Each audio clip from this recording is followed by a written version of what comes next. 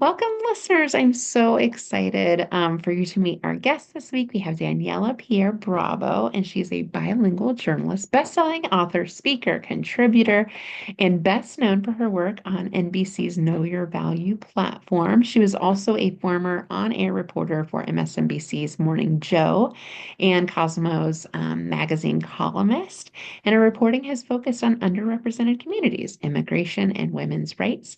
So she's going to with us about career advice, mental health, financial wellness, with an emphasis on women of color. And her work has been featured in a plethora of places. And we're going to also talk about her book, The Other. Welcome, Daniela. Hi, Julie. Thanks so much for having me. Oh my gosh, thank you. Thank you for just being so bold and like vulnerable and sharing your personal story in your book. And as somebody that also grew up in Ohio, I appreciated, kind of your roots and just your gumption to have this like big vision for your life. It was really inspiring, and I think our listeners can learn a lot about still the challenges, still the plethora of obstacles that women of color certainly face. And your story, I know, is not just inspiration, but has like really practical tools for other historically marginalized groups to learn from. So, Danielle, I'd love it if you could share a bit of your story to share just to kick us off and how you got to where you are. It's always fun to hear people's journeys. Well, thanks again for having me. It's kind of a long journey with a lot of zigzags, as I'm sure you found out with the book. It started when I was in high school. I lived in a small town in Ohio. I came from Chile. I'm the oldest of five kids, so your typical older sister, immigrant, first to go to college. I had a lot of firsts in my life, and I was very scrappy and, felt like a lot of responsibility, like most first gens and immigrants do, to kind of make your parents' success worth it, right? Your parents' struggles worth it, rather. What I didn't realize was that doors were going to continuously close for me one by one because of my immigration status. So long story short, by a miracle, ended up getting into college because, back then it was very isolating, right? Like undocumented people didn't talk to each other. Like it's not like we had a community. There's more awareness of it now, but you just felt like a leopard back then because you just felt like something was wrong with you, everybody around you. I grew up in a community of mostly all white people. I was the only Latina in my high school, and so I didn't have a lot of mentors to learn from or to show me what this life as an undocumented person was going to look like. Fast forward, I go to college, take semesters off here and there. It's like a whole family effort. Everybody's paying cash, like little by little. My parents are working at movie theaters at night with my brothers and sisters, sending me money. So I knew that I had to do something with it, but there was no kind of light at the end of the tunnel saying, well, if you go to college, then you're going to get, your legal paperwork to work. Like there was none of that. So I really had to take it, like my mom has always taught me, like one step at a time. Una cosa a la vez is what she says. And it was a summer before I graduated college where everything sort of changed in that still undocumented. And I was like, I gotta get out of Ohio. Ohio's a great place to live. Like I I think get it's it. I get it. Definitely. Get out. You um, had bigger dreams. but the thing was that I needed people like me. Like again, I felt very alone and siloed. And so I was like, okay, and this is going to sound corny, but I literally told myself like, okay, if I'm going to make it, where would that be? And I was like, okay, New York, because, I knew that there was more diversity. I just wanted to be a sponge in my environment, right? And just learn from people. And so I lied on my resume and I said that I lived there so that, hiring managers wouldn't make excuses not to get me, let me have an interview. Because when you're from a marginalized community, if you're listening to this or reading this, like that people are going to make excuses about you and put you in a box. And I was so used to that.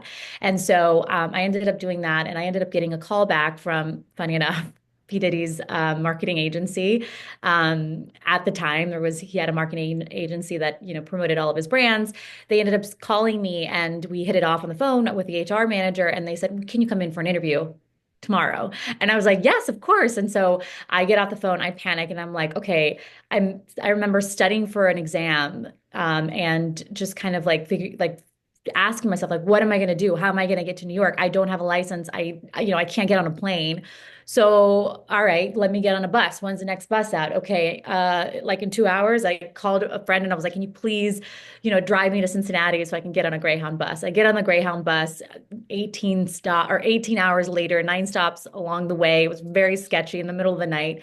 I get to Port Authority and I end up getting into this internship interview, and they looked at me like I was crazy, right? Because they were like, why, we could have done this over Skype. But this is, I share that story because it really is kind of like the grit and the scrappiness that most people with our backgrounds just have to do in order to get an opportunity. That's the beauty and the struggles of being the other, right? But to answer your question, I know I've kind of like given you the long-winded answer, is it started with that summer, right? Of doing these little internships unpaid and really trying to create a narrative about yourself and a sponge and just being a sponge to your environment. And that was the summer when everything changed. DACA came out, which gave me a work permit. And then my confidence was like through the roof. I was like, okay, what can I do next? And so I was like, what would I want to do? And I've always wanted to be a storyteller and a journalist, but when I was undocumented in college, that felt just like it felt like a luxury that wasn't that I couldn't let myself dream about. And it's one of the reasons why, my major was something that was a little bit more like I could go to law school, for example, because my thinking was like, if I could go to law school, I could extend the time in school and then I wouldn't have to worry about being undocumented. And so I ended up applying to the NBC Page program, now this part I will do quickly. Then I kind of moved around the company. I worked for SNL for a bit. I did Morning Joe. I was at Morning Joe for about a month and a half, and they gave me a full-time offer, which I was like, great. And then from there, I really worked my way up. Through all of the ranks, starting behind the scenes and then ultimately in front of the camera at Morning Joe. Wrote a book with Mika, who's the co-host of the show, and then eventually wrote my own book about 2 years after that. And now I'm, doing projects here and there. I left MSNBC last year, which was very bittersweet, and just kind of giving myself an opportunity to practice everything that I've preached these last few years about owning my space and finding projects that give me value back, and just really diversifying myself a little bit, and while still, doing what I love to do, which is being a storyteller and a journalist. Oh, that story about the bus. It's so fun to have read it and then to hear you say it, Daniela, because I imagine what must have been like, through the night taking this bus across the country and the look, of somebody like, what? Who is this? And to really, instead of like internalizing that fear of being the other, and love how it's like a two-sided coin, right? Like but being the other, being the different person as you were so used to growing up where you grew up and being undocumented and having these fears.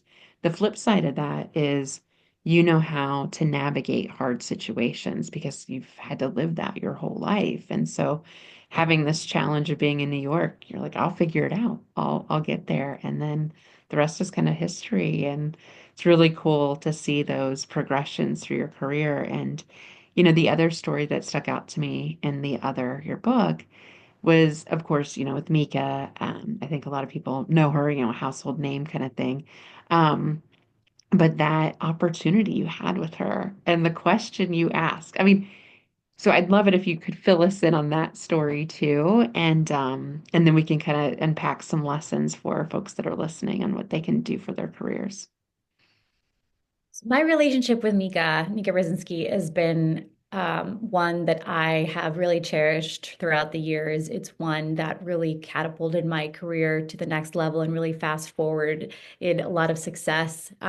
She saw my vision, she saw my potential, and I think, as somebody who comes from a marginalized community and didn't have mentors or professional guides. She really made a difference in my career. And one of the reasons why we decided to write that book was because, we wanted to show others, that if you can match the potential of young people who come from these backgrounds, who are hungry, who are scrappy, with career sponsors that can really take their career to the next level just by letting them do what they do, right? That Like the get out of their way, like believe in them and get the heck out of the way. and speak about them when they're not in the rooms, right? Yep. You could really see a different workforce, which kind of ties into everything that we're seeing with DEI nowadays that I know that you do a lot on. It really does make a difference. But I had to work to gain her trust. I mean, she's a world-renowned journalist. She is super well known, and I was a nobody. I was just like grabbing her coffee, bringing down her clothes, printing her script, and I literally could not have been happier than to do that job. And there's a funny coffee story in the book. But I, as someone, and this is the thing, this is the power of people who are others. Even though I hate the title of the book, I ended I up know people don't know you don't really get to pick the title of your book. A lot of times the publisher picks the yeah. title. Well, the thing is, I ended up keeping it because I did find it unifying, like unifying, everybody can relate to feeling like the other when you're part of a marginalized community, even white women in the workplace, right? Oh, Who it resonated with me. I know it wasn't written with me in mind, but it absolutely resonated. Yeah. And so it was really important in the book to kind of talk about those experiences where I was empowered by being the other. And, early on, like the cool thing about being the other is that your spectrum of emotional intelligence is just a little bit wider because you're so protective of cues and finding ways to belong, you're also really good at reading people and you pick up cues that most people don't. So I tend to really harp on that point for people who feel marginalized in the workplace. Like let that work for you instead of making it feel like it's a weakness. And for Mika, like coffee was a really important thing. I mean, this is a woman who wakes up at 3 in the morning every morning. She does a 5 day a week, 3 hour live show, now four, has speaking events in the afternoon and, events that she does. So like coffee was a real lifeline. And I mean, this is just like when I first got into the workplace, right? I was like, how can I build my value? How can I build my trust with her? And it was like as simple as getting really good damn coffee, a really strong black eyed mixto, extra hot, extra foam. And and she was like, she really, took inventory of me because like I did it with such intensity. And she's like, what is this girl all about? And and so it started with the coffee, but then obviously she gave me more responsibilities very quickly. She brought me in her world. She would take me to events after, the show as a staff, to staff her because she felt that trust. And that really can be replicated in any sort of industry. It's just about finding those needs and wants that you can help fulfill. And Gen Z, whether you're Gen Z, millennial, or a different generation, like there's always a way that relationships can be a two-way street that can build trust. But we Mhm. just have to be, we have to use the power of understanding that spectrum of emotional intelligence. And that's really kind of what started a conversation between me and Mika on working together more closely. And the book that we wrote together really started from a conversation we had on a plane ride together.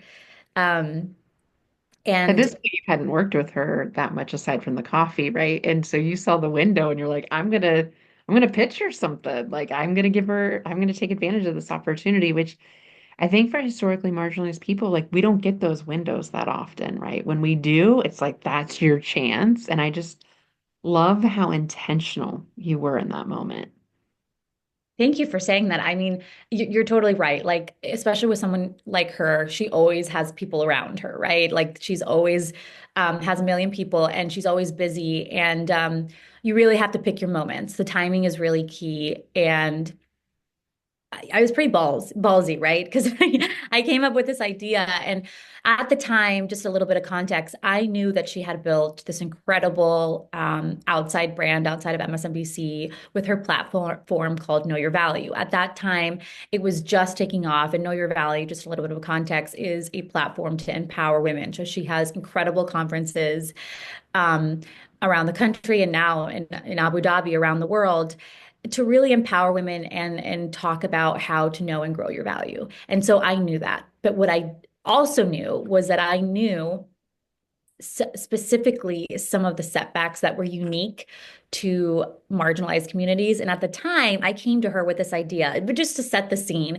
We were in South Carolina. We were covering, I think it was a 2016 presidential campaign, and because I was a coordinator, production coordinator for the show, I was one of the very few people that got to travel and work on the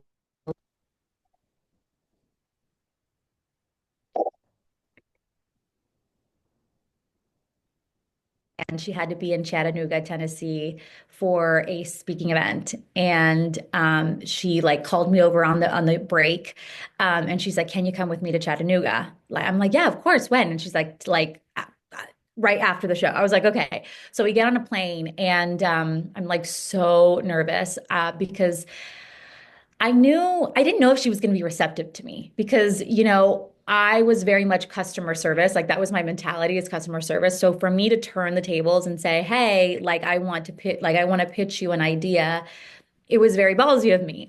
But one of the things that I could assess, and it's something that I advise women or men to do when they find that big pitch they want to give people, when they want to assess kind of the waters on when to do it, it's always better to approach it as an opportunity for the other person to get something out of it, right? Mhm. And so it wasn't like I was asking her a question that had a yes or no answer to it. I came to her with this idea as a way to sort of potentially collaborate, but it was important for me to approach it as, "Can you give me your advice? I would love to sort of see what your thoughts are on this." And I picture this idea, which, it's been something that I had been toying at the back of my head for years, but was just too afraid to articulate it. And it was to create this platform, this mentorship platform that at the time was for Latinas around the country that would help them understand their value and to create more mentorship opportunities for these type of communities around the country. And of course, to her, now I understand a little bit more. Her ears perked up because, of course, it was so ingrained into that know your value messaging. And I gave her an opportunity of, my personal experience being a Latina to understand the intricacies and the setbacks Hmm. um, that and the unique struggles that were a part of my community. And so that created a conversation that ended up turning into a book.